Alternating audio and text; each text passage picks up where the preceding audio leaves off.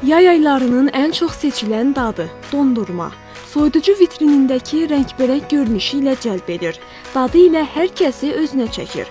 Amma bu ləzzətin arxasında gizlənən tərkib maddələri hər zaman düşündüyümüz qədər günahsız olmaya bilər. Bəs insanlar dondurma alarkən nələrə diqqət edir?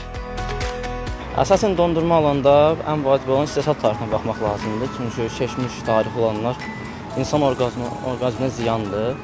Və ikinci olaraq da onun aromasına, çiyələkli olur, bananlı olur, kakaolu olur. Hər hanın öz damaq zövqü ayrıdır. Dondurmanı çox sevirəm, əsasən də tarixinə baxıram alanda.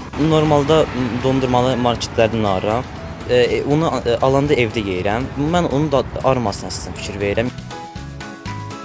Rəngləndiricilər, dadvericilər və əlavə qatqılar bəzi hallarda sağlamlıq üçün risk yarada bilər. Xüsusilə də uşaq orqanizmi bu cür məhsullara daha həssas reaksiya verir. Mütəxəssislər diqqətli seçim etməyi və tərkibə xüsusi önəm verməyi tövsiyə edirlər.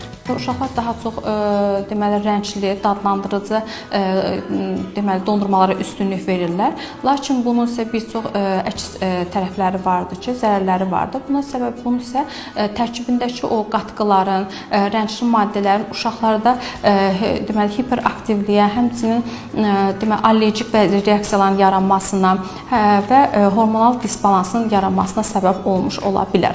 Bəs dondurma seçimi zamanı nələrə diqqət etməliyik? Dondurma alarkən mütləq şəkildə qablaşdırmanın üzərində olan etiket məlumatlarına nəzərdən keçirilməlidir.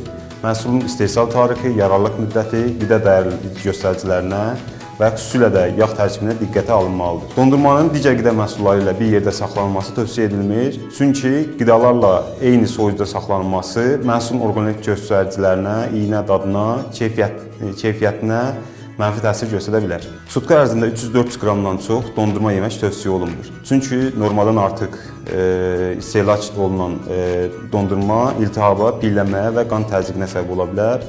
Dondurma məhsulunun saxlama şəraiti onların keyfiyyətinə və təhlükəsizliyini qorumaq üçün çox vacibdir.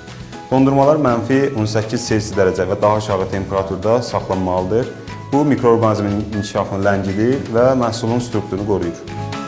Dondurma yay aylarının ayrılmaz hissəsinə çevrilib. Amma bu zövqdən istifadə edərkən hər şeydə olduğu kimi ölçünü bilmək və balansı qorumaq vacibdir. Çünki istənilən ləzzət dozunda olduqda həm dadlı, həm də rahat olur.